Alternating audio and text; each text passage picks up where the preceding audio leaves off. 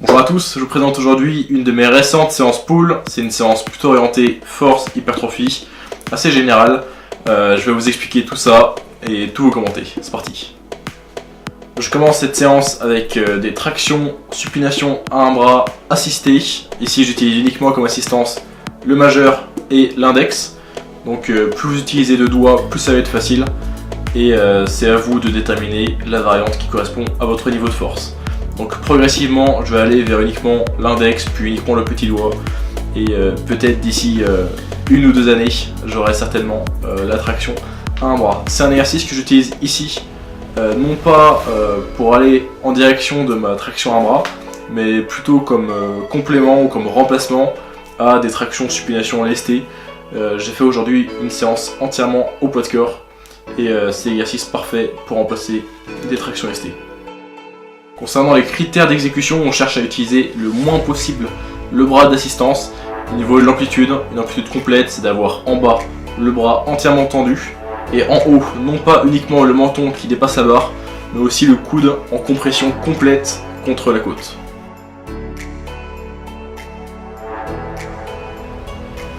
Après cet exercice, je suis passé à des tractions pronation, uniquement 2 séries.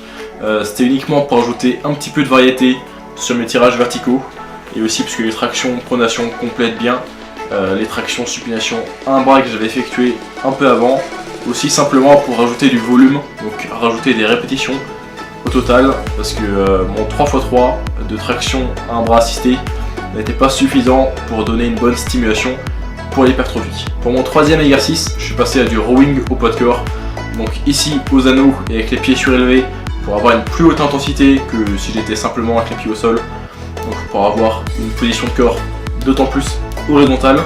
Alors le rowing c'est un mouvement qui est vraiment sous-estimé chez les athlètes de poids de corps.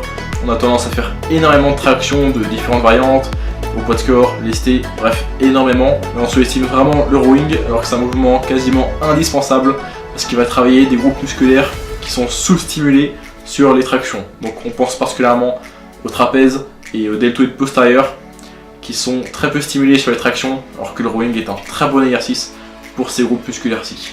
À ce moment-là, l'entraînement, j'ai déjà fini mes 3 exercices polyarticulaires qui sont les exercices les plus importants de la séance et je passe ensuite plutôt à de l'isolation, à des exercices pour mes points faibles.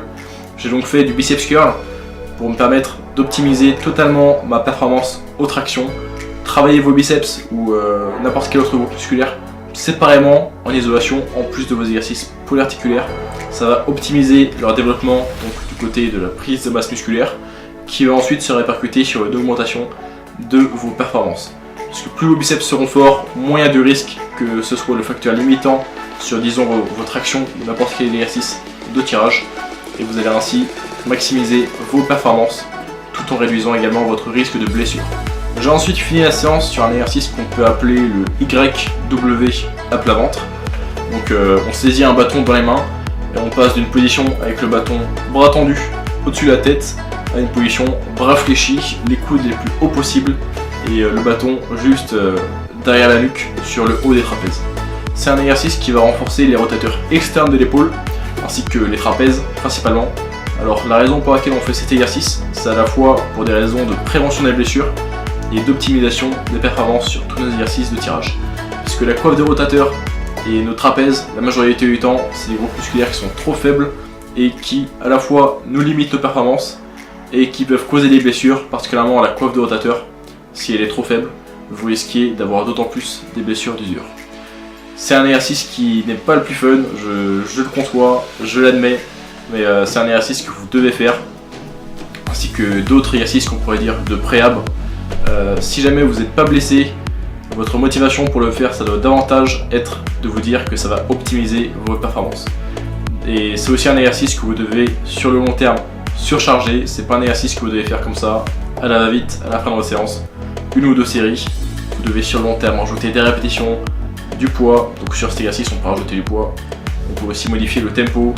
Bref, c'est un exercice que vous devez progresser, tout comme vos tractions, tout comme tous vos autres exercices polyarticulaires. C'est un exercice qui sur le long terme va faire la différence dans votre programme. C'est tout pour cette vidéo commentary de ma séance pull. Dites-moi en commentaire si vous voulez d'autres vidéos du type. Et sinon je vous dis à samedi prochain, 10h, pour une prochaine vidéo.